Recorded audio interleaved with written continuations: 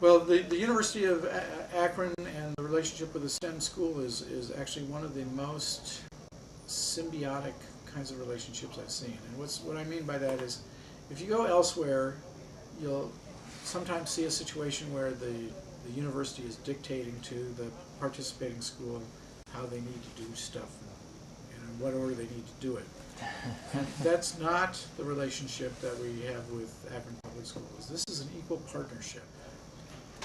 What I would say is that this is probably a model in and of itself, that is a model of cooperation that I really haven't seen replicated as smoothly as you might find elsewhere with these kinds of partnerships. Well, substitute teaching, one of the most depressing and demoralizing things is to be able to try to teach and have kids not really respond and having no kind of good feedback. I call it when you have an equation, you have both sides. If you have one side doing cartwheels and jumping up and down, standing on their head and doing extra work and staying evenings and weekends and trying to do the boards correctly, and you have young people who don't care, after a while it gets pretty demoralizing, and I think that's one of the things that wears teachers down over the years. And I think teachers have really been excited about this opportunity to do something different and use their creativity to get to students, which is much harder in today's world than it was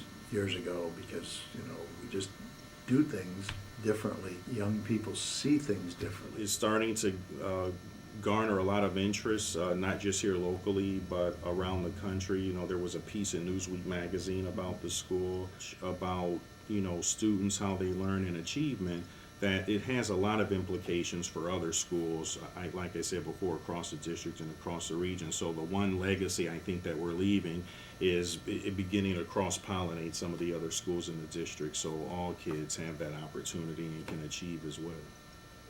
I think my favorite part is just when you walk in here, there's a great energy to this school. And I don't spend a lot of time in schools, so maybe you see this everywhere that you go.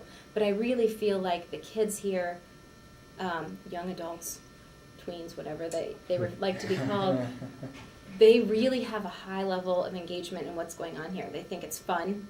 It's not a chore to come here. They're really engaged in what's going on. And I think that interaction is really unique. The teachers here were hand-selected so that we could find the best students and teachers that would be matched up in this learning environment, and I think it works very well.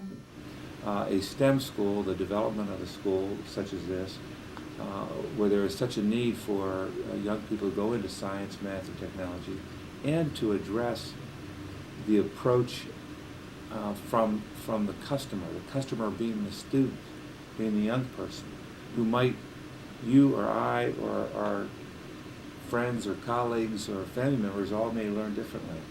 And there isn't enough being done to motivate young people to go into this field. And part of it, I think, is to create this new type of learning experience, this new way of doing business that would attract the best and the brightest, and also attract those who are less fortunate.